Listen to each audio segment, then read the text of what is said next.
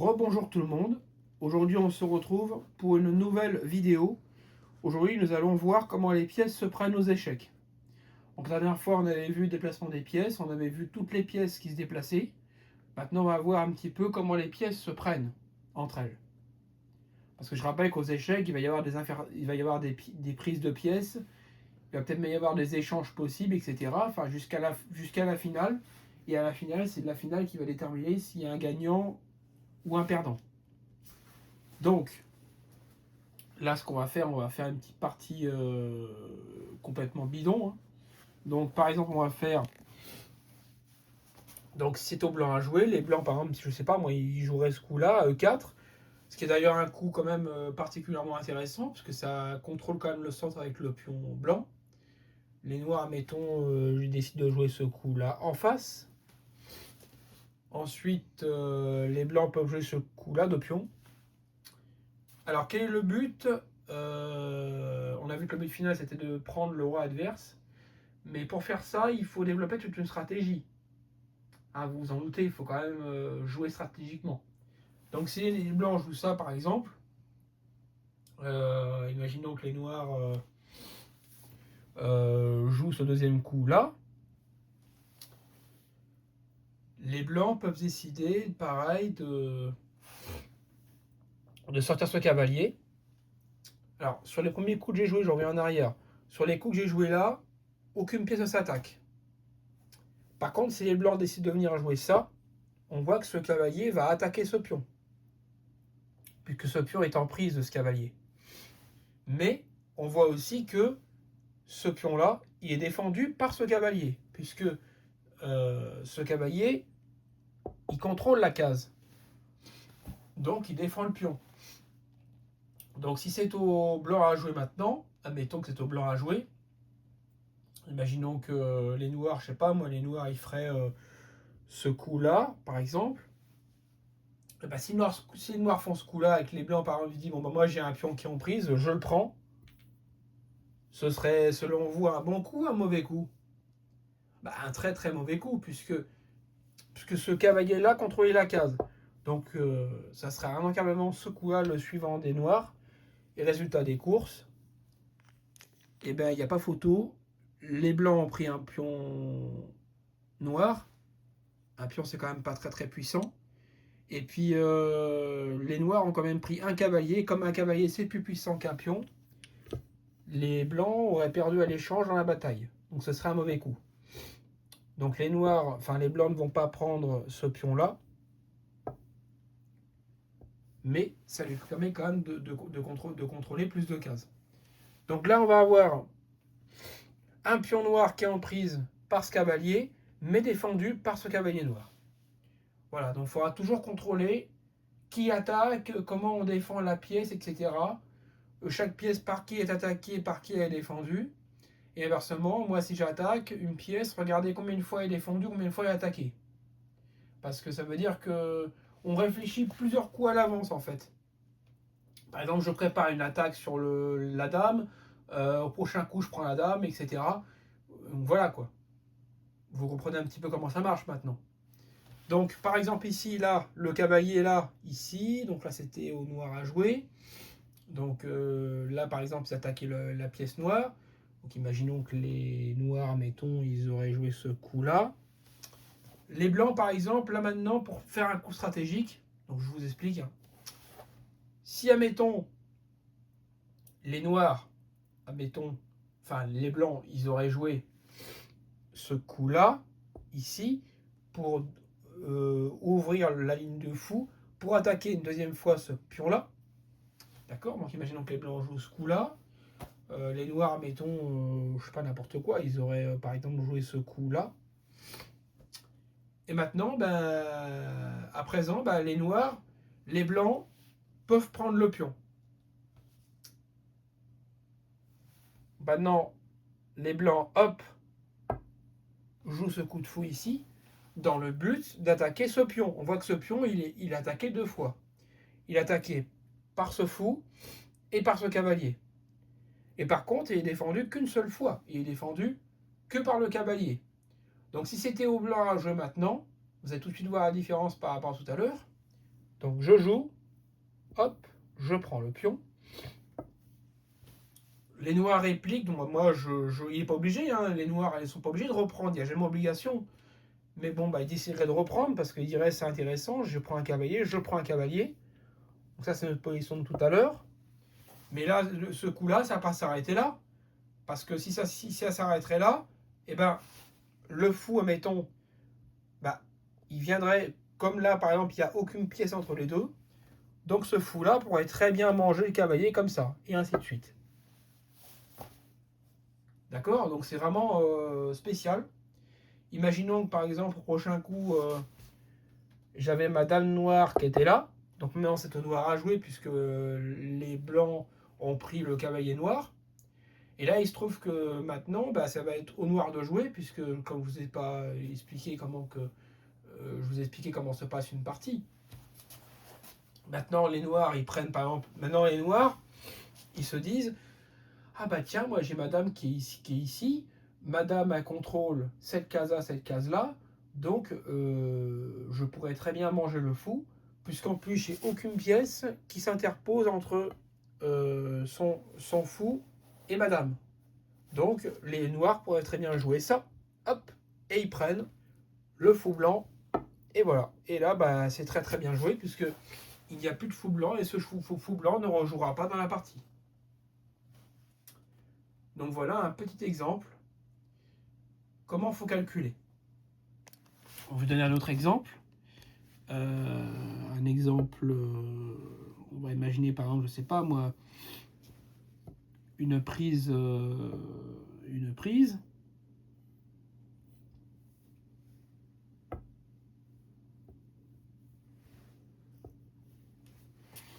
Donc j'ai imaginé une prise assez balèze. Pourquoi je dis assez balèze? Parce que vous allez voir un petit peu comment ça marche. Donc maintenant je vais vous montrer avec un cavalier. Donc imaginons que ce cavalier serait ici et qu'il y aurait une dame blanche qui serait là et une tour là ici. Donc imaginons que le cavalier il serait ici. Donc imaginons que le cavalier serait ici. D'accord? Donc si le cavalier est là et que par exemple c'est un noir à jouer, les noirs s'ils font ce coup là, ils amènent ce cavalier là, et ben ils font une fourchette. C'est-à-dire qu'ils attaquent deux pièces en même temps. Et ça c'est particulièrement redoutable avec le cavalier. Parce que c'est les meilleures fourchettes qui existent avec le cavalier. Donc si par exemple, de là, il joue ça, il attaque la dame et la tour en même temps. Et là, on remarque que la tour et la dame, ils sont défendus par les pions, mais les noirs gagneront une pièce au prochain coup. Donc si par exemple, là par exemple c'est au blanc à jouer, là les blancs vont se dire, bon bah merde, je suis attaqué, là c'est à moi de jouer, qu'est-ce que je fais? Je peux pas prendre le cavalier avec aucune des pièces. Par contre, si par exemple, en mettant le seul moyen de résoudre une fourchette, ça serait en venant ici, ça serait une pièce blanche qui puisse prendre le cavalier. Ça serait le seul moyen de résoudre une fourchette. Ou alors, à ce moment-là, on verra plus tard, parce que ça serait de faire un échec au roi. Parce que s'il y avait un échec au roi noir, admettons, les noirs sont obligés de parer l'échec.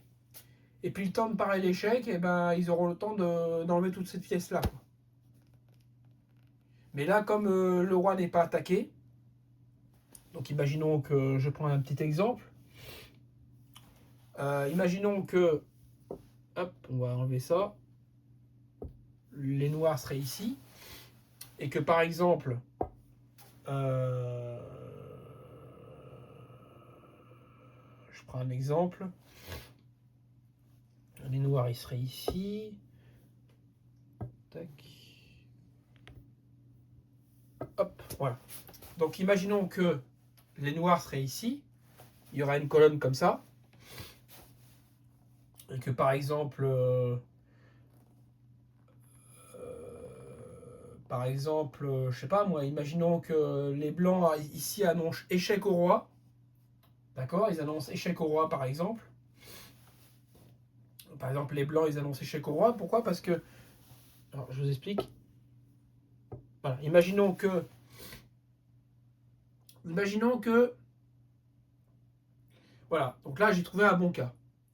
Donc le cavalier noir, il va attaquer la tour et la dame. Mais il va avoir un problème. Pourquoi? Je vous explique. Donc le cavalier, en venant ici, il attaque deux pièces en même temps, on est d'accord? Donc le cavalier en venant ici, il attaque deux pièces en même temps. Ok?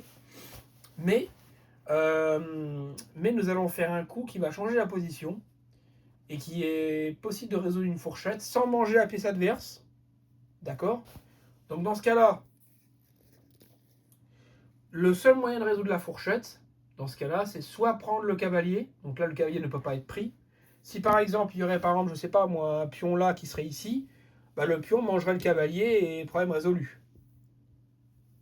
Mais là, comme il n'y a pas de pion ici, dans ce cas-là, bah là à ce moment-là, ça se traduirait par une pièce de perte des blancs. Mais si les blancs sont très intelligents, moi je suis intelligent d'ailleurs, donc le roi noir est ici, d'accord? Le roi noir est ici. Et ben, en venant moi de cette tour-là, les noirs perdent une pièce. Pourquoi? Parce que les noirs ne peuvent pas prendre une des deux pièces là. Parce que s'ils pourraient, ça ferait un échange, ça ferait un gain de pièces. Il n'y aurait pas de gain. Mais ils ne peuvent pas, parce que si jamais ils prennent des pièces comme ça, imaginons qu'ils disent bon bah moi je prends la dame, parce que la dame elle est je peux prendre la dame, et ben ils ne pourraient pas parce que ça ouvre la colonne sur le roi. Et donc ils mettent les noirs en échec. Et les noirs ils sont obligés de parer l'échec. Donc les noirs ils sont obligés de contrer l'échec. Donc ils n'ont pas le droit de faire ça. Donc les noirs bah, ils ont perdu leur coup. Parce que au prochain coup, ils mangeront, les blancs mangeront le cavalier. Donc si par exemple les noirs, admettons, je sais pas moi, les noirs, admettons, les noirs, je sais pas trop moi. Imaginons que les noirs, ils joueraient ce coup-là. Par exemple, si les noirs jouent ce coup-là, eh ben, admettons qu'ils retirent le fait que le cavalier soit cloué, donc ce qu'on appelle un cavalier cloué. Donc je répète, hein, pour ceux qui n'ont pas compris, ça peut être très très difficile à comprendre. Mais ce cavalier-là, en venant ici, hop, pardon, hop, si jamais, mettons, le cavalier en venant ici, ça attaque deux pièces en même temps. Donc si jamais il n'y aurait pas la tour, admettons, s'il n'y aurait pas la tour, à ce moment-là, là oui, à ce moment-là, s'il n'y aurait pas de pièce pour clouer le cavalier et attaquer le cavalier par rapport au roi, donc faire une fourchette, dans ce cas-là, bah, c'est pas la peine. Parce que ça veut dire qu'il faudra protéger une de deux pièces. Donc, par exemple, les blancs retirent la dame. Et le coup suivant, ça serait ça. Et c'est une pièce gagnée.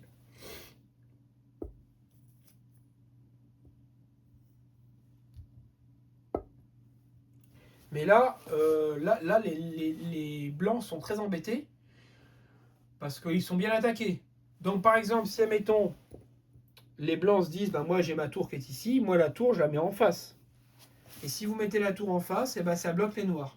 Parce que les noirs ne peuvent pas prendre une des deux pièces là, parce que le coup d'après, les blancs prendraient le roi noir. Et ça, c'est interdit.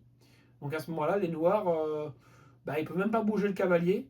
Donc soit ils viennent protéger le cavalier en faisant ça, à ce moment-là, ils protègent le cavalier, bon, à ce moment-là, c'est bien. Mais par exemple, les blancs attaqueraient deux fois le cavalier, ainsi de suite, quoi. En gros, ça se traduirait pour une perte de pièces pour les noirs. Mais si par exemple le roi serait pas par exemple dans la ligne de mire, il serait pas dans la ligne de mire comme ça par rapport à la fourchette, et ben là à ce moment-là, si admettons les noirs seraient là, et ben dans ce cas-là, même si vous attaquez la pièce adverse, les noirs pourraient bien faire ça et ils prennent la dame blanche. Et c'est une belle capture puisque il n'y a plus de dame blanche sur l'échiquier.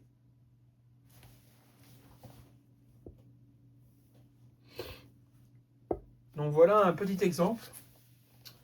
Donc je rappelle, si jamais, imaginons que les noirs, mettons, ils vous menacent et ils vous disent rien, mais ils vont vous menacer, ils vont dire par exemple, hop, voici mon coup. Alors, les noirs vont rigoler, parce qu'ils vont se dire, ouais, je l'attaque 2 fois. Oui, tu l'attaques 2 fois, c'est très bien. Mais, tu as quand même ton roi qui est derrière ton cavalier. Donc, si jamais les blancs jouent ça, ils ont très très bien joué.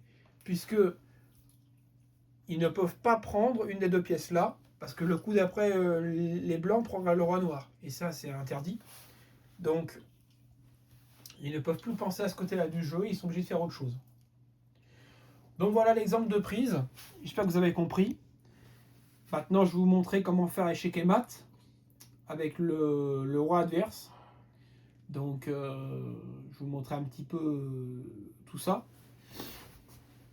Donc, je rappelle que le cavalier noir ne peut pas prendre la tour ni la dame.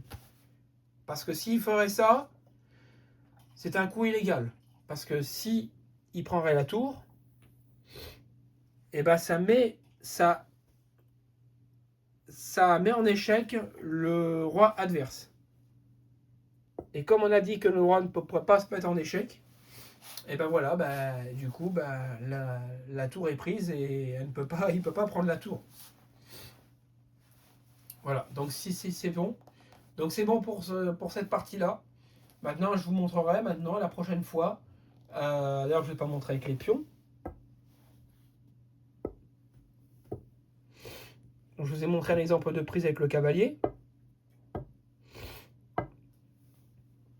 On va faire avec un fou maintenant. Donc, imaginons que, je vais vous montrer un exemple. Imaginons que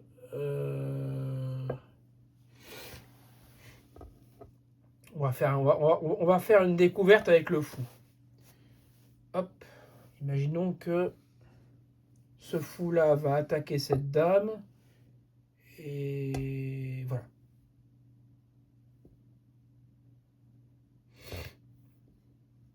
Voilà, ce fou-là va... Donc, je vous laisse trouver le coup, qui serait un coup super bon. Donc, je vous laisse trouver le coup, le meilleur coup pour gagner une pièce, forcément. Et ben, ce serait... Hop, j'enlève ça. Et ben, ce serait ce fou-là, en venant mettre le fou là. Hop, je vais me... Voilà, imaginons qu'il est défendu par ce cavalier, voilà. Donc, imaginons que les blancs décident de jouer ça. Ils décident d'amener le fou ici. En venant mettre le fou ici, ils attaquent la dame. D'accord? Mais on voit aussi que le roi, la dame est clouée par le roi. Puisque si la dame, admettons, elle dit, bon, à ce moment-là, il me menace, mais moi je fais ça, ils n'ont pas le droit de faire ça. Parce que si ils font ça, le prochain coup, les blancs pourraient prendre le roi noir. Et ça, c'est interdit. Dans ce cas-là, les noirs doivent se dire, bon, à ce moment-là, je prends. Je prends Les noirs vont se dire, bon, à ce moment-là, je prends. Les noirs, ils vont être logiques. Ils vont se dire, je vais prendre le fou. Donc, il n'y a aucune pièce qui me permet d'atterrir à son fou. Donc, les noirs pourraient très bien jouer ça. Donc, ils prennent le fou. Mais, on voit aussi que le cavalier défendait le fou. Vous voyez un peu le massacre. Donc, le prochain coup des blancs va être forcément celui-là. Et là, la dame noire n'est plus sur l'échiquier. Donc, les blancs, ils ont gagné à l'échange. Et tout ça par une attaque adverse au roi. Voilà, donc si vous avez aimé cette vidéo, n'hésitez pas à me dire ça en commentaire. Et puis avec des j'aime, vous êtes tout top du top. Et puis voilà, je vous montrerai comment faire échec et mat. A tout de suite pour la suite.